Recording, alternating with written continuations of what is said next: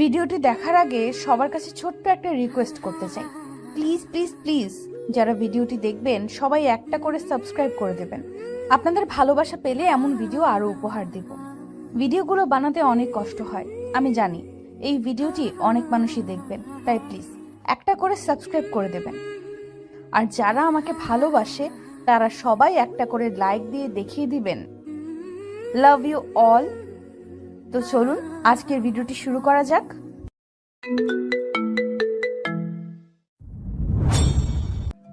আজ ইউনিভার্সিটির প্রথম দিন। গাড়ি থেকে নেমে গেট দিয়ে ভার্সিটিতে ঢুকছি আর ভাবছি, নায়িকারা এই গেটে ফার্স্ট দিন ইউনিভার্সিটি এসে নায়কের সাথে ধাক্কা খায়। আচ্ছা, তারা গেটে এসেই ধাক্কা খায় কেন? রাস্তায় ধাক্কা খায় না কেন?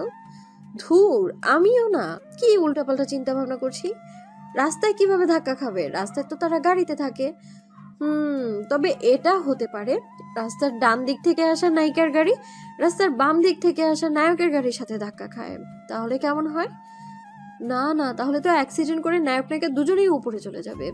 না, লাস্ট টাইমে দুজনেই ব্রেক করে ফেলবে। এটা ঠিক আছে, কিন্তু ইউনিভার্সিটির সামনের রাস্তাটা ওয়ান ওয়ে না। ধ্যাত, সব পরিকল্পনাই জলে হাবুডুবু খেলো। আচ্ছা, কোনো তৃষ্ণার্ত ব্যক্তি যদি জলে হাবুডুবু খেয়ে পানি খায় তাহলে কি তার তৃষ্ণা মিটবে? চিন্তার সাথে আমার বিচ্ছেদ ঘটলো ফোনের শব্দে। ব্যাগ থেকে ফোন হাতে নিয়ে দেখি নীরার কল। কলটা রিসিভ করে কানে দিয়ে বললাম, হ্যালো নীরা। নীরা ফোনের ওপাশ থেকে বলল, এই তুই কোথায় রে? এই তো ভার্সিটিতে ঢুকছি, তুই কোথায়? আমি গেট বরাবর মাঠের মধ্যে, তুই সোজা হেঁটে এলেই দেখতে পাবি।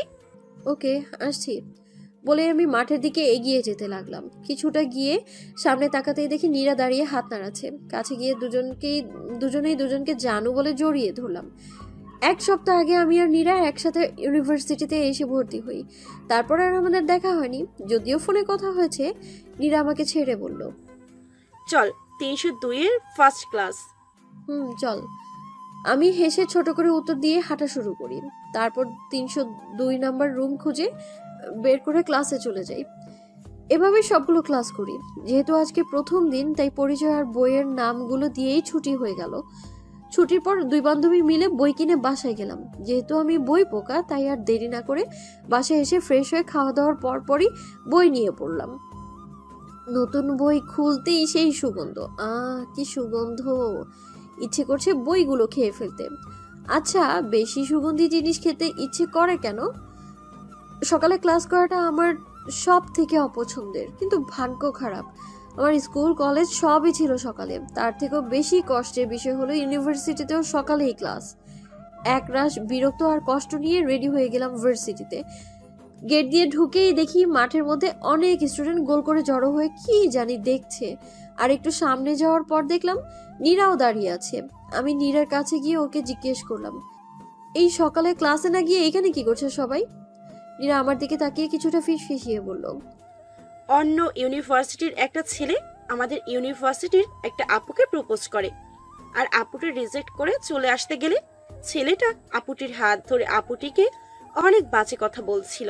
ঠিক তখনই অরণ্য ভাইয়া ইউনিভার্সিটিতে ঢুকছিল। গেটের সামনে এই দৃশ্য দেখে অরণ্য ভাইয়া রেগে গিয়ে তাকে ধরে ইউনিভার্সিটির মাঠে এনে ইচ্ছে মতো মারে আর আপুটির কাছে মাপ চাওয়ায়। অরণ্য ভাইয়াকে এখনো পর্যন্ত না দেখলেও তার সম্পর্কে অনেক শুনেছি। সে নাকি এই ইউনিভার্সিটির মোস্ট ব্রিলিয়ান্ট হ্যান্ডসাম স্টুডেন্ট। কিন্তু সে অনেক রাগী, তাই মেয়েরাই ভয়ে তাকে প্রপোজ করতে পারে না। আর কোনো মেয়ে অনেক সাহস করে অন্য কারোর মাধ্যমে প্রপোজ করলেও অরণ্য ভাইয়া ডিরেক্ট রিজেক্ট করে দেয়।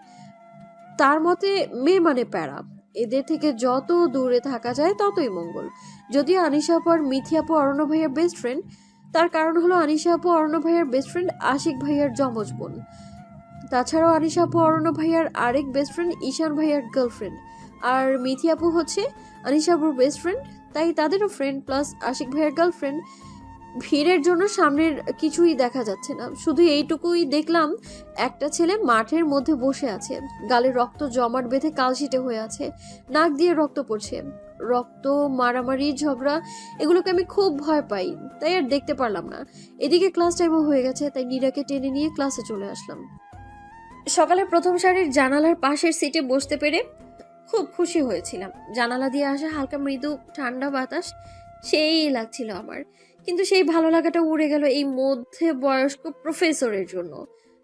তার মিনমিন করে বলা কোনো কথাই আমি ভালো করে বুঝতে পারছি না। তাও বিরক্ত নিয়ে বসে বসে বোঝার আপ্রাণ চেষ্টা করেছি, কিন্তু তেমন কোনো লাভই হলো না। ৪৫ মিনিট ধরে উনি ১,০০০টা কথা বলেও আমি মনে হয় গুনে গুনে ২০ থেকে ২৫টা কথা বুঝেছি।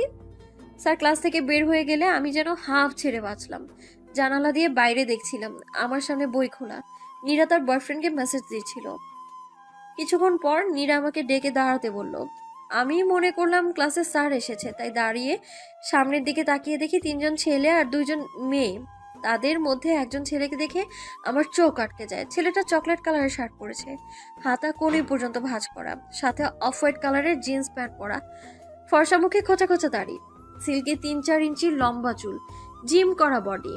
আমি এক নজরে ছেলেটার দিকে তাকিয়ে তাকে খুঁটিয়ে খুঁটিয়ে দেখায় এতটাই ব্যস্ত হয়ে পড়েছি যে আমার আশেপাশে কি হচ্ছে তাতে আমার কোনো খেয়ালই নেই। হঠাৎ ছেলেটা আমার সামনে এসে তুড়ি বাজিয়ে বলল, এই যে মিস, আমি বসতে বলেছি। আমার খেয়াল ফিরতেই আমি আশেপাশে তাকিয়ে দেখি সবাই বসে আমার দিকে তাকিয়ে মিটিমিটি করে হাসছে। আমি লজ্জা পেয়ে বসে বইয়ের দিকে তাকিয়ে রইলাম আর ওনার দিকে তাকাইনি। তারপর ছেলেটা বলল, তোমাদের মধ্যে অনেকেই হয়তো আমাকে চিনো না, চেনার কথাও না। যেহেতু তোমরা নতুন, আমি আরিয়ান চৌধুরী অরণ্য, তোমাদের সিনিয়র আর এ হল। তোমাদের নবীনবরণ আর ১ সপ্তাহ পর। সো নবীনবরণে তোমরা যে যেটাতে নাম দিতে চাও তা আনিকা আর আশিকের কাছে কালকের মধ্যে দিয়ে দিবা। যেহেতু টাইম কম, রিহার্সাল কালকে থেকেই শুরু হবে, তাই কালকের পর আর কোনো নাম নেওয়া হবে না। আন্ডারস্ট্যান্ড? সবাই একসাথে বলল। হ্যাঁ ভাইয়া। অরণ্য ভাই আবার বলল। তাহলে এবার শোনা, কালকে সকালের ঘটনা সবাই না দেখলেও শুনেছ নিশ্চয়ই। বিশেষ করে ছেলেদের উদ্দেশ্যে বলছি। তোমরা মনে করো না শুধু ইউনিভার্সিটির মধ্যে কিছু করলেই তোমাদের শাস্তি দেওয়া হবে, আর বাইরে যা ইচ্ছা তাই করে বেড়াতে পারবে। তোমাদের কেউ কিচ্ছু বলবে না। ইউনিভার্সিটি কিংবা তার বাইরে যদি তোমরা কোনো অপরাধ করো আর তা যদি আমার কানে আসে, তাহলে কি হবে বুঝতেই পারছো। আর মেয়েরাও এটা মনে করো না যে তোমাদের মেয়ে বলে সব দোষ ক্ষমা করা হবে। অপরাধ যেই করো শাস্তি তাকে পেতেই হবে। You should understand. সবাই আবার একসাথে বলল। হ্যাঁ ভাইয়া। আমি লজ্জায় আর মাথা তুলেই দেখিনি। এতক্ষণ মাথা নিচু করে বইয়ের দিকে তাকিয়ে ভাইয়ার কথা শুনছিলাম, কিন্তু তাতেও শেষ রক্ষা হলো না। হঠাৎ করে অরণ্য ভাই আমার সামনে এসে বলল, এই যে মিস বিদ্যাসাগরিকা, তুমি কি শুনেছো আমি কি বলেছি? আমি মাথা নিচু করে চোখ হালকা উপরে তুলে তাকিয়ে দেখি অরণ্য ভাইয়া আমার সামনে দাঁড়িয়ে আমার দিকেই তাকিয়ে আছে। আমি ভাইয়াকে দেখে ধপ করে দাঁড়িয়ে মাথাটা নিচু করে বললাম, হ্যাঁ ভাইয়া। ভাইয়া আর কিছু না বলে ক্লাস থেকে বের হয়ে চলে গেল। অরণ্য ভাইয়ারা ক্লাস থেকে চলে গেলেই ক্লাসে স্যার ঢুকে। টানা 2টো ক্লাস শেষে আমি আর নীরা রেস্টুরেন্টে খাচ্ছিলাম। নীরা তখন দাঁত কেলিয়ে বলল, কিরে, প্রথম দেখাই অরণ্য ভাইয়ার জন্য ফিদা হয়ে গেলি নাকি? বার্গারটা মুখের সামনে ধরে তাতে স্থির দৃষ্টি রেখে আমি বললাম, মোটেই না। নীরা চোখ ছোট ছোট করে আমার দিকে তাকিয়ে জিজ্ঞেস করলো, তাহলে এমন করে তাকিয়ে কি দেখছিলি? আমি বার্গার চিবাতে চিবাতে ভাব নিয়ে বললাম, দেখছিলাম না, ভাবছিলাম। নীরা এক ভ্রু উঁচু করে জিজ্ঞেস করলো, কি? আমি ওর দিকে তাকিয়ে মুখে দুঃখী দুঃখী ভাব এনে বললাম, উনি ছেলে হওয়াতে কতগুলো কবি জন্মের আগেই মরে গেল। নীরা ভ্রুকুচকে জিজ্ঞেস করলো, মানে? আমি বিগতের মতো করে বলতে শুরু করলাম, ভেবে দেখ, উনি যদি ছেলে না হয়ে মেয়ে হতো তাহলে দেখতে কত সুন্দরী হতো। দুধে আলতা গায়ের রং, চিকন গোলাপি ঠোঁট, কোমর পর্যন্ত লম্বা কালো সিল্কি চুল। আহা, আমি তো ভেবেই প্রেমে পড়ে যাচ্ছি। কত ছেলে তখন ওনার প্রেমে পাগল হয়ে কবি হয়ে যেত, কিন্তু উনি ছেলে হয়ে সেই কবিগুলোকে জন্ম নিতেই দিলেন না। তবে হ্যাঁ, উনি যদি মিষ্টি স্বভাবের ছেলে হতো তাহলেও মেয়েরা ওনাকে নিয়ে অনেক কবিতা লিখত। কিন্তু উনি তো একটু 19-20 হলেই শুকনো মরিচের মতো রাগে লাল হয়ে যায়, তাই ওনাকে নিয়ে কেউ লেখার সাহসই পায় না। শুকনো মরিচ বলে কথা। আর ওনার এই সুন্দর হওয়াটা ওনার রাগের জন্য ওয়েস্ট হয়ে গেছে। উনি ছোটবেলাতে মধু না খেয়ে মেবি শুকনো মরিচ খেয়েছিলেন।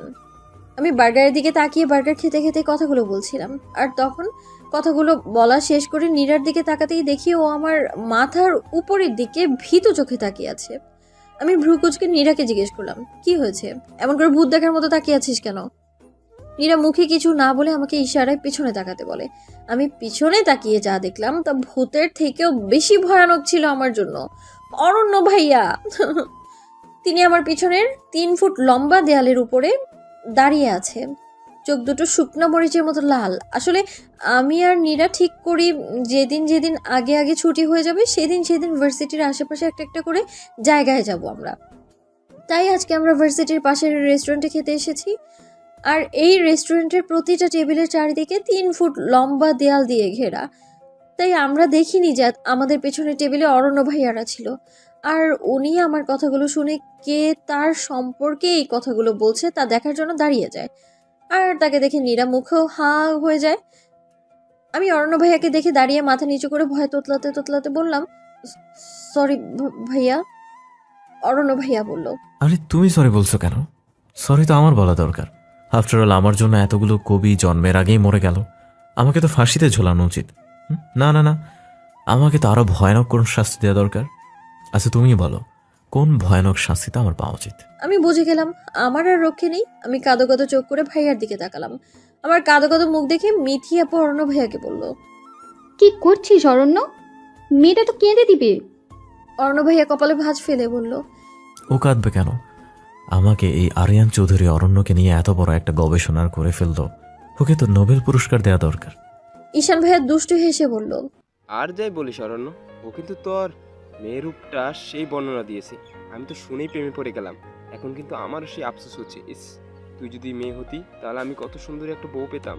এই পেতনিকে রেখে অরণ্যকেই বিয়ে করতাম। আনিশা আপু রেগে বলল, কি? আমি পেতনি? বলে ঈশান ভাইয়াকে মারতে শুরু করে। আর ঈশান ভাইয়া তখন কানে ধরে বলল, সরি সরি, তুমি আমি না না না, তুমি আমি পড়ি। ঠিক তখনই আশিক ভাইয়া বলল, তোর নিকনেমটা কিন্তু দারুণ দিয়েছে, শুকনো মরিচ। বলে আশিক ভাইয়া তার সবগুলো দাঁত বের করে হেসে দিল। আশিক ভাইয়ের দেখা দেখি মিথি আপু, আনিশা আপু, ঈশান ভাইয়াও হেসে দিল। আর আমি একটা শুকনো ঢোক গিলে অরণ্য ভাইয়ের দিকে তাকাতেই উনি বলল, তুমি একটা না দুটো প্রাইজ পাবে, তার আগে তোমরা দুজনেই টেবিলে এসে বসো। এটা বলেই অরণ্য ভাইয়া বসতে বসতে একটু জোরে ডাকলো। সুমন। সাথে সাথে রোগা পাতলা শ্যামবর্ণের একজন ওয়েটার প্রায় দৌড়ে অরণ্য ভাইয়াদের টেবিলের সামনে এসে দাঁড়িয়ে বলল, জি ভাইয়া। অরণ্য ভাইয়া আমাদের টেবিলের দিকে আঙুল দিয়ে দেখিয়ে বলল, ওই টেবিলের খাবারগুলো এখানে নিয়ে আসো। জি ভাইয়া। বলেই সুমন নামের ছেলেটা আমাদের টেবিলের সব খাবার অরণ্য ভাইয়াদের টেবিলে নিয়ে রাখলো। আমি এখনো হাদার মতো দাঁড়িয়ে আছি। একটু পর অরণ্য ভাইয়া ধমকে বললেন, কি বললাম, কাম ফাস্ট। ভাইয়ার ধমক শুনে আমি আর নীরা তাড়াতাড়ি অরণ্য ভাইয়াদের টেবিলের পাশে গিয়ে দাঁড়াই। কোথায় বসবো বুঝতেই পারছি না।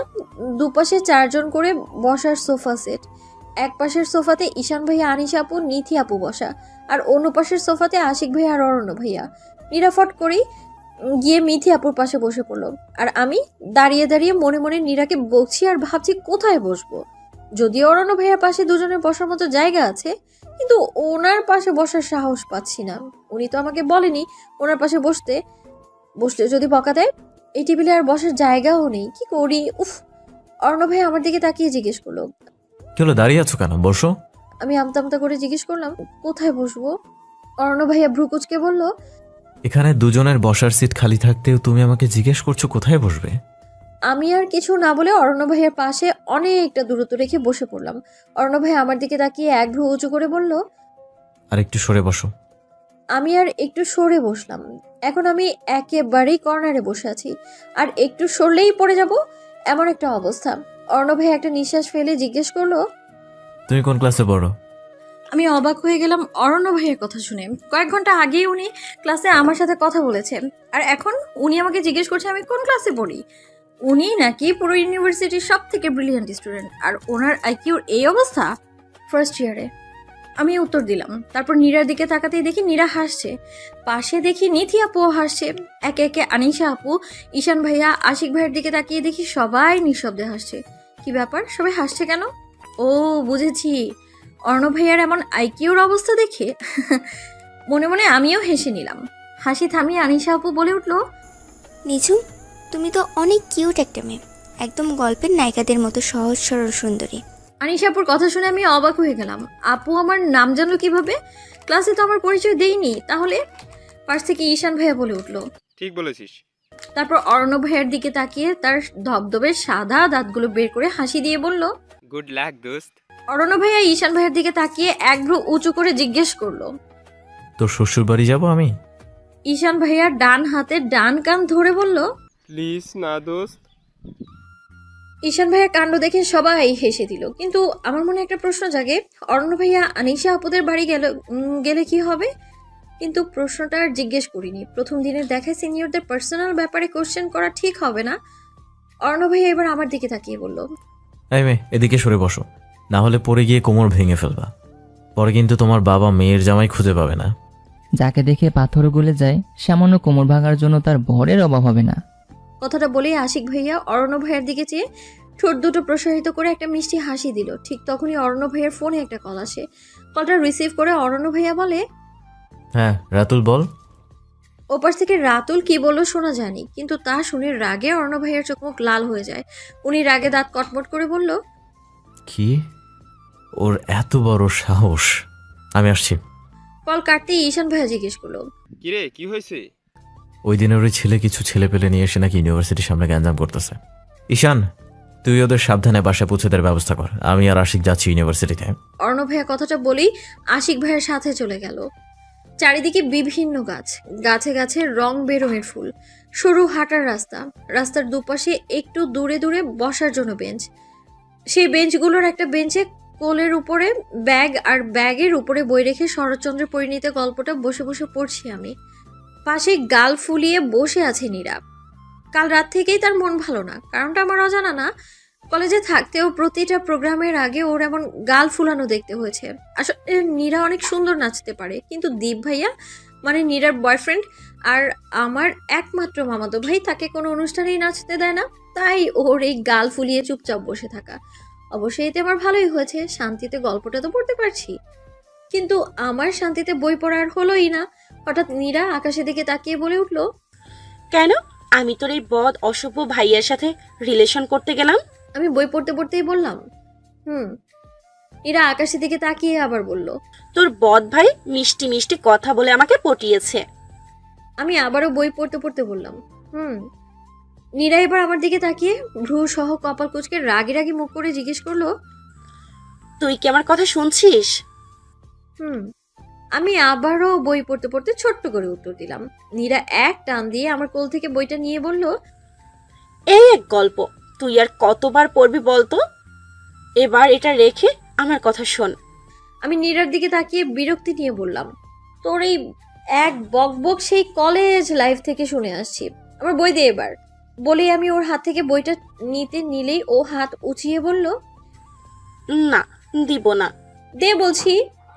বলে আমিও এক হাত উঁচিয়ে নীরার হাত থেকে বইটা নিতে নিলাম। ঠিক তখনই পেছন থেকে কেউ জিজ্ঞেস করলো, এখানে কি করছো তোমরা? আমি পেছনে তাকিয়ে দেখি অরণ্য ভাইয়া দাঁড়িয়ে আছে। আমি তাড়াতাড়ি মাথা নিচু করে দাঁড়িয়ে যাই। অরণ্য ভাইয়া ধমক দিয়ে আবারও জিজ্ঞেস করলো, কি হলো, কথা কানে যাচ্ছে না? রিহার্সেল না করে এখানে কি করছো? ওনার কথা শুনে আমি মনে মনে ভাবতে থাকি, উনি নাকি ইউনিভার্সিটির সব থেকে ভালো স্টুডেন্ট, আর ওনার মাথায় এতটুকু বুদ্ধি নেই এটা বোঝার যে আমরা কিছুতে নাম দেইনি তাই রিহার্সালও করছি না। মনে হয় উনি মুখস্থ বিদ্যা খুব ভালো, মাথায় বুদ্ধিশুদ্ধি কিছুই নেই। ইস, আমার যদি এমন ফটোকপি মেমোরি হতো কতই না ভালো হতো। আহা, সব সাবজেক্টে 90% মার্ক আসতো। ইউনিভার্সিটি, বাসায়, আত্মীয় স্বজন, সব জায়গায় সবাই আমার প্রশংসা পঞ্চমুখ হতো। ভাবতে কত সুখ সুখ লাগে। উফ, এসব চিন্তা ভাবনা আপাতত একপাশে রেখে আমি অর্ণ ভাইয়াকে বললাম, ভাইয়া আমরা তো কোনো কিছুতে নাম দেইনি। অর্ণ ভাইয়া ভ্রু কুচকে জিজ্ঞেস করলো, কেন?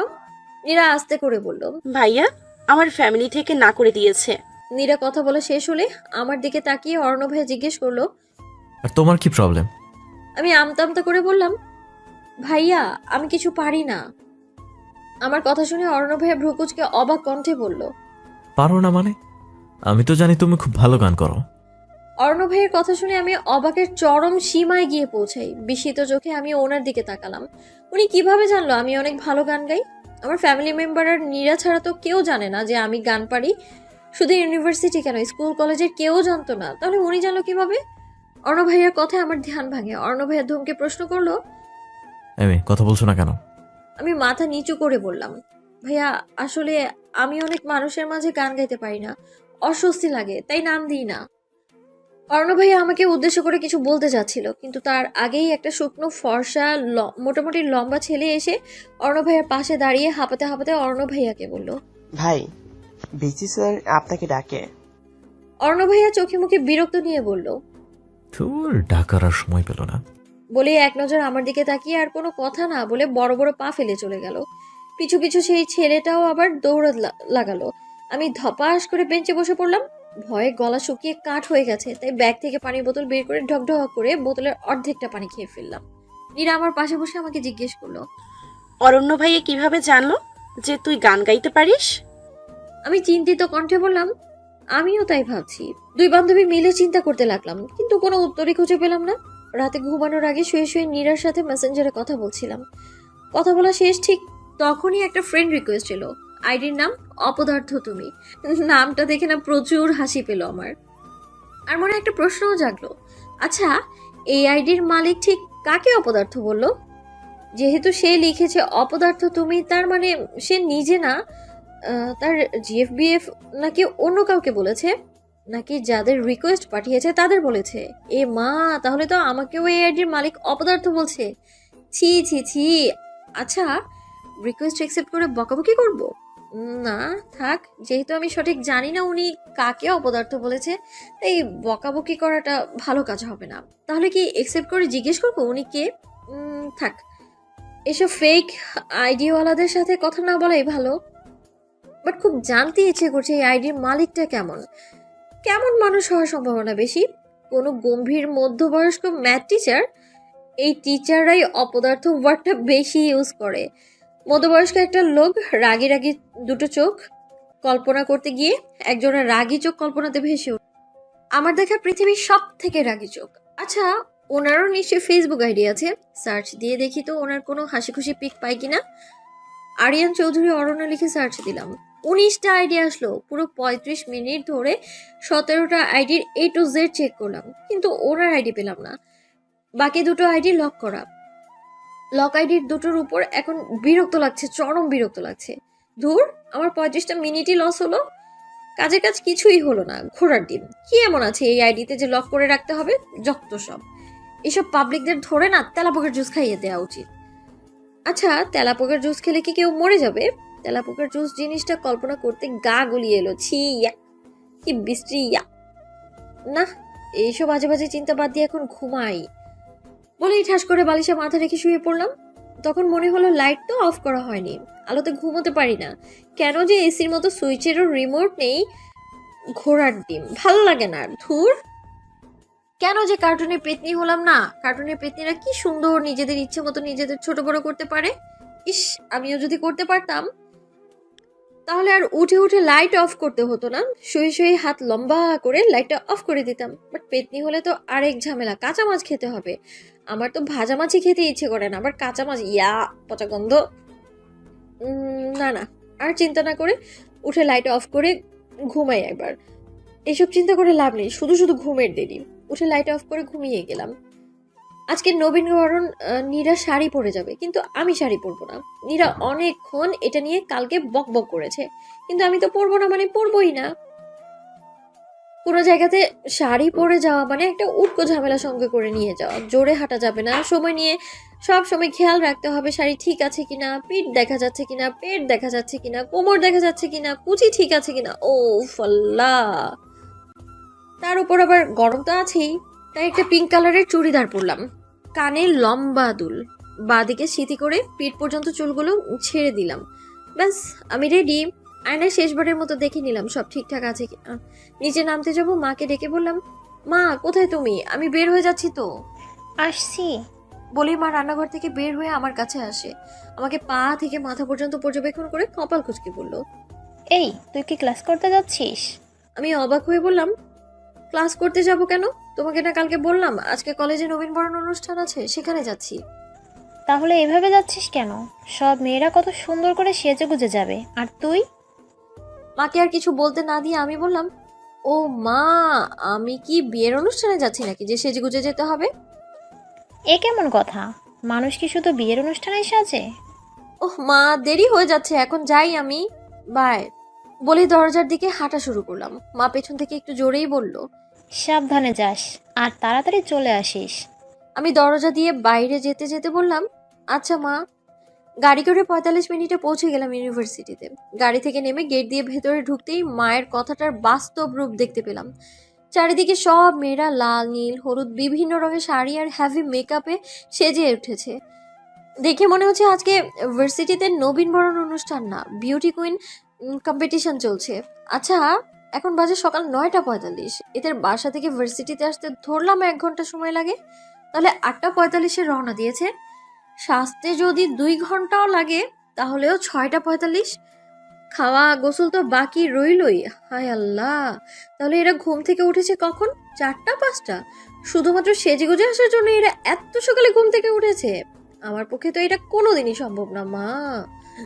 আর নীরা ঠিকই বলে, আমি মেয়ে না, আমি হচ্ছি এলিয়েন। আরে নীরা এখনো ফোন দেয়নি কেন? ওকে এখনো আসেনি? আমাকে এনে নিজেরই কোনো খবর নেই। ভাবতে ভাবতে ভার্সিটির মাঠের একপাশে দাঁড়িয়ে ব্যাগ থেকে ফোনটা বের করে নীরাকে ফোন করলাম। নীরা ফোন রিসিভ করলেই আমি জিজ্ঞেস করলাম, কোথায় তুই? নীরা ফোনের ওপাশ থেকে উত্তর দিল, এই তো এসে গিয়েছি, আর 5 মিনিট লাগবে। আমি রাগী কণ্ঠে বললাম, সকাল থেকে আমাকে তাড়া দিয়ে এখন তোর নিজেরই খবর নেই? নীরা অসহায় কণ্ঠে বলল, প্লিজ দোস্ত, রাগ করিস না, আমি তো আগেই বের হয়েছি, সিগন্যালে আটকে গিয়েছি। আচ্ছা তাড়াতাড়ি আয় বলে ফোনটা কেটে দিলাম। আমি জানি ওর 5 মিনিট মানে কমপক্ষে 10 মিনিট। তাই শুধু শুধু দাঁড়িয়ে না থেকে সাজানো ভার্সিটির ছবি তুলবো বলে ঠিক করলাম। আমি প্রথমে কলেজের গেটের ছবি তুলি, বিল্ডিং এর ছবি তোলার জন্য পেছনে ফিরে ফোনের ক্যামেরা ধরে লক্ষ্য করতেই দেখি ক্যামেরার মধ্যে দিয়ে অর্ণব ভাইয়াকে দেখা যাচ্ছে। ফর্সা গায়ে বেগুনি রঙের পাঞ্জাবি আর সাদা জিন্সের প্যান্ট পরা সে। পাঞ্জাবির হাতা কোণে পর্যন্ত ভাঁজ করা, হাতে দামি ব্র্যান্ডের ঘড়ি, সিল্কি চুলগুলো ব্রেক ব্রাশ করা। বারান্দায় দাঁড়িয়ে হাত নেড়ে নেড়ে 2জন ছেলের সাথে কথা বলছে সে। ওনাকে দেখে এত সুন্দর লাগছিল যে কিছু না ভেবে ক্লিক করে ছবি তুলে ফেলি। ছবি তুলে সামনে তাকিয়ে দেখি অর্ণব ভাই আমার দিকে তাকিয়ে আছে। হায় আল্লাহ, অর্ণব ভাইকে আমাকে দেখে ফেলেছে নাকি যে আমি তার ছবি তুলেছি? বাট ওইখান থেকে উনি কি করে জানবে যে আমি তার ছবি তুলেছি? এমনি হয়তো তাকিয়ে আছে এইদিকে, অথবা আশেপাশে কাউকে হয়তো দেখছিল। এটা ভেবে আশেপাশে অর্ণব ভাইয়া কাকে দেখছিল তা দেখার জন্য আমার আশেপাশে তাকিয়ে খুঁজতে লাগলাম, কিন্তু আমার এইদিকে এমন কাউকেই চোখে পড়লো না আমার। আবার সামনে অর্ণব ভাইয়ের দিকে তাকিয়ে দেখি উনি আমার দিকে তাকিয়ে আসছেন। হায় হায়, এখন কি হবে? এমনি উনি আমার উপর রেগে আছেন, এখন ছবি সহ ধরা পড়লে আমাকে কাঁচা গিলে খাবে। বাঁচতে হলে পালা নিঝুম। কোন রকম এক প্রকার দৌড় দিয়ে গার্লস ওয়াশরুমে ঢুকে গেলাম। যাক বাবা, এখন ভয় নেই।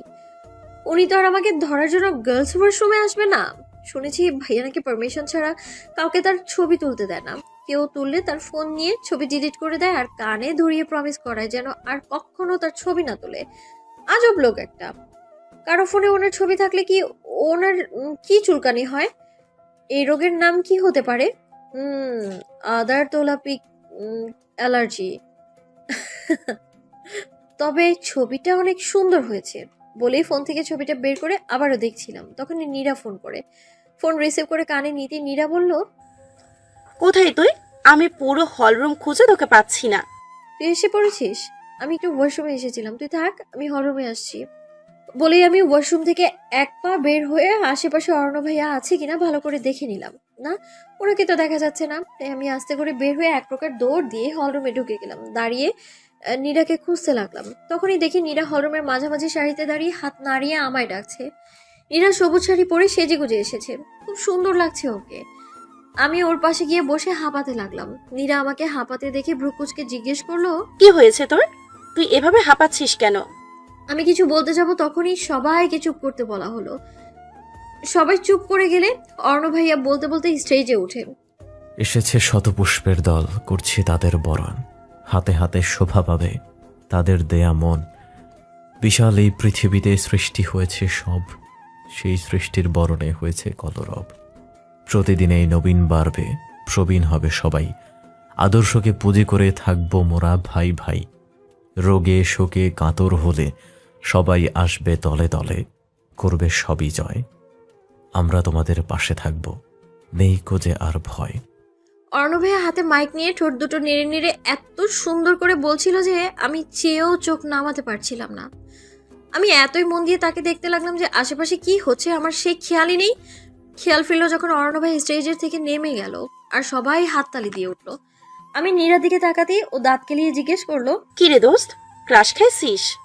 মোটেই না, বলেই নীরার চেয়ারের সাথে লাগানো টেবিলে চোখ পড়তেই দেখি ওর টেবিলে একটা গোলাপ আর একটা রজনীগন্ধার ডাল। আমি ভ্রু কুচকে ওকে জিজ্ঞেস করলাম, তোকে এই ফুল কে দিল? নীরা আমার থেকে কিছুটা দূরে দাঁড়িয়ে থাকা একটা ছেলেকে দেখিয়ে বলল,